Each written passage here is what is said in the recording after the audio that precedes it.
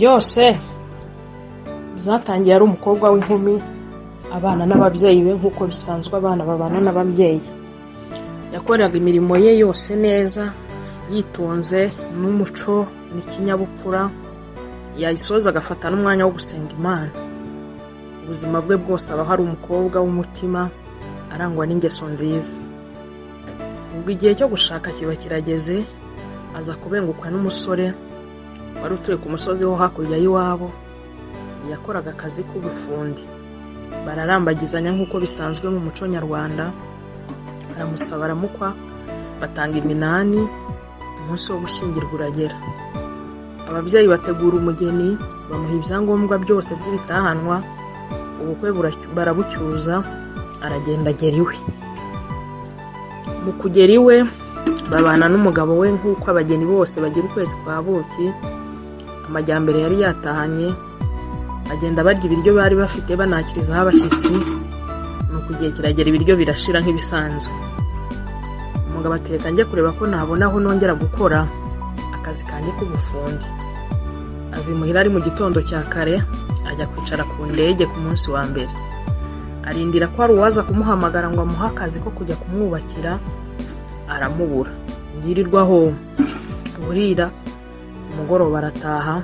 Aragenda abwira umugore ati uyu munsi nahebye akazi, tisimbukira munsi y'urugo hari uruyuzi nahahinze, urebe ko ari ibihaza byaba biriho, ubizane tubirarire none, ugende ejo sakindi zabibyara ikindi.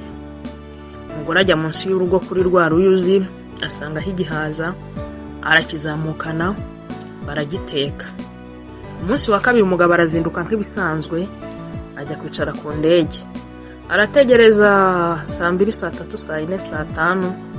Umugoroba umwiriraho n'ubundi, ataronse uwamutwara ngo ajye kumuha akazi. K'ibisanzwe asubira imuhira ati n'ubundi mpebye akazi, subira kuri rwa ruyuzi urebe ko ari igihaza cyaba kiriho, ukizamure tukirarire, ejo sakindi zabibyara ikindi. Umugore amanuka munsi y'urugo kuri rwa ruyuzi, n'ubundi asangaho igihaza. Buracya biba umunsi wa gatatu. Umugabo nk'ibisanzwe arazinduka, ajya kwicara ku ndege. Arindira ko yabona uza kumuha akazi, araheba. N'ubundi arataha bigenda kwa kundi. Iminsi 3, 5, 6, cyumweru cyenda gushira, umugeni yegera umugore mugenzi we, amugisha inama. Ati umugabo wanjye abyuka agenda ambwira ko agiye gushaka akazi, ariko ku mugoroba nkabona aje uko yakagiye. Mugenzi we aramubaza ati none ubwo murya iki? Ati munsi y'urugo hari uruyuzi, nirwo njya gucaho umwungu tukawurarira iryo joro. Uwo mugore ariyumvira, aramubwira turabizi mugeni, ticyoshe umugabo wawe n'urwo ruyuzi, genda uruteme urebe ko atazahaha. Umugeni arihuta cyane, atoye umupanga, agiye kuri rwa ruyuzi ararutemye, ako kanya rurumye.